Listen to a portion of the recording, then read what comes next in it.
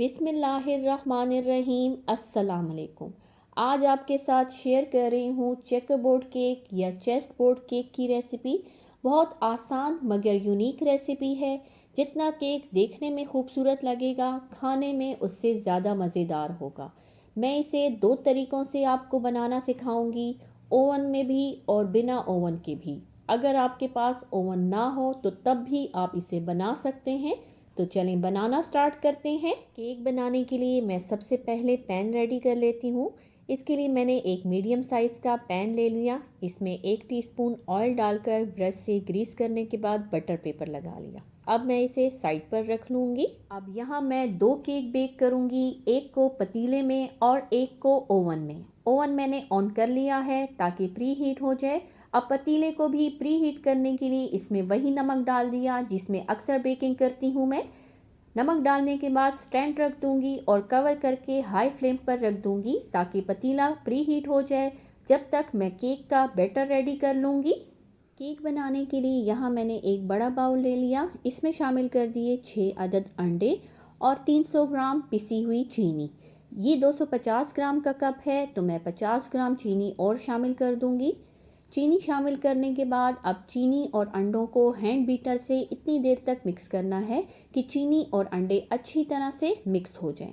जब चीनी और अंडे अच्छी तरह से मिक्स हो जाएं तो शामिल कर दें 120 ग्राम कुकिंग ऑयल, 2 से 3 ड्रॉप्स वनीला एसेंस और 300 ग्राम मैदा। अब मैदा सारा एक दफ़ा में नहीं शामिल करना बल्कि थोड़ा थोड़ा शामिल करके मिक्स करते जाना है। थोड़ा सा मैदा शामिल करने के बाद साथ ही मैं शामिल कर दूंगी 1 teaspoon baking powder. Baking powder और मैदा जब अच्छी तरह से मिक्स हो जाएं तो बाकी का मैदा भी शामिल करके अच्छी तरह से मिक्स कर दूंगी। मैदा अच्छी तरह से बैटर में मिक्स हो गया है। अब केक का बैटर बिल्कुल रेडी है। अब इस केक के बैटर को इक्वली 2 पार्ट्स में डिवाइड कर दूंगी। जब बैटर इक्वली डिवाइड हो जाएगा तो एक पार्ट को चॉकलेट फ्लेवर में कन्वर्ट करने के लिए शामिल कर दूंगी 2 टेबल स्पून कोको पाउडर और उसकी कंसिस्टेंसी सेम करने के लिए साथ ही शामिल कर दूंगी 1 टेबल स्पून दूध और अच्छी तरह से मिक्स कर लूँगी। अब दोनों केक के बैटर बिल्कुल रेडी है। दोनों बैटर को बारी बारी पैन में शिफ्ट कर दूंगी। अब इस केक को मैं ओवन में 180 डिग्री सेल्सियस पर 20 मिनट्स के लिए बेक करूंगी।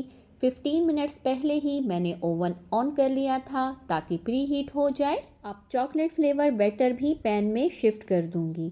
इस केक को मैं पतीले में 30 मिनट्स के लिए बेक करूंगी। पतीला मैंने प्री हीट होने के लिए पहले ही चूल्हे पर रख लिया था। जब तक केक का बैटर रेडी हुआ पतीला भी प्री हीट हो गया। अब बहुत एहतियात के साथ पैन पतीले के अंदर रख दें क्योंकि इस वक्त पतीला बहुत ज़्यादा गर्म है और कवर करके 30 मिनट्स के लिए छोड़ दें। 30 मिनट्स में केक बेक हो जाएगा। 30 मिनट्स हो गए हैं। अब मैं केक को चेक कर लेती हूँ।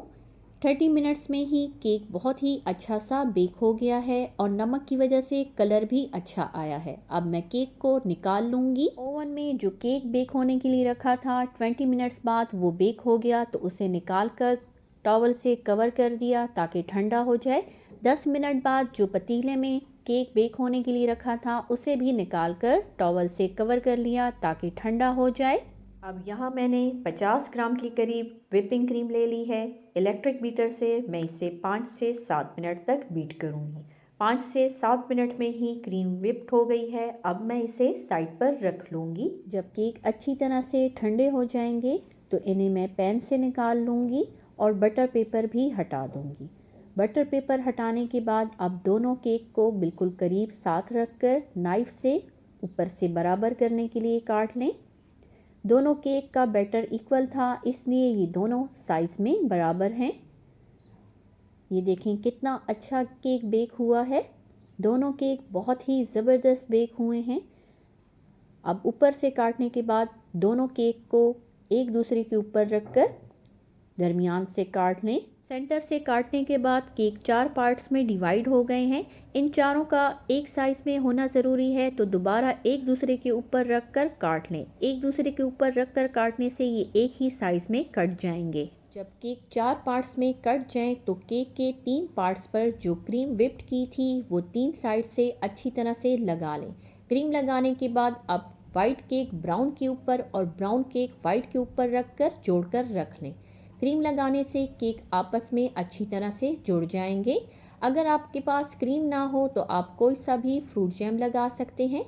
आपस में केक जोड़कर रखने के बाद अब जो क्रीम रह गई है उस क्रीम से पूरे केक को कवर कर लें, यानी क्रम कोटिंग कर लें और 10 मिनट के लिए फ्रिज में रख लें ताकि क्रीम सेट हो जाए। अब यहाँ पर मैंने 100 ग्राम कुकिंग चॉकलेट ले ली है, इसे मैं ओवन में मेल्ट कर लूँगी। आप चाहें तो इसे डबल बॉयलर पर भी मेल्ट कर सकते हैं।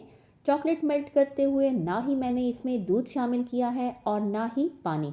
चॉकलेट मेल्ट हो गई है। अब मैं फ्रिज से केक निकालकर चॉकलेट केक पर डाल लूँगी। अब केक पर चॉकलेट डालने से पहले एक ट्रे ले लें। ट्रे के ऊपर स्टैंड रख दें और स्टैंड के ऊपर केक रख दें और जो चॉकलेट मेल्ट की थी वो सारी की सारी केक पर डाल दें। ऐसा करने से चॉकलेट ज़ाया नहीं होगी। आप इस चॉकलेट को दोबारा केक पर भी डाल सकते हैं या स्टोर कर सकते हैं। पूरे केक को मैंने चॉकलेट से कवर कर लिया है। चेकर बोर्ड केक या पेस्ट्री बिल्कुल रेडी है। आप चाहें तो इसे वैसे भी एंजॉय कर सकते हैं या अपनी मर्ज़ी से डेकोरेट भी कर सकते हैं। मैं इस पर नाइफ़ की मदद से डिज़ाइन बना रही हूँ। डिज़ाइन बनाने के बाद इस पर बीड्स लगा लूँगी। रेसिपी पसंद आए तो वीडियो को लाइक करके अपना फीडबैक ज़रूर दीजिएगा। अल्लाह हाफ़िज़।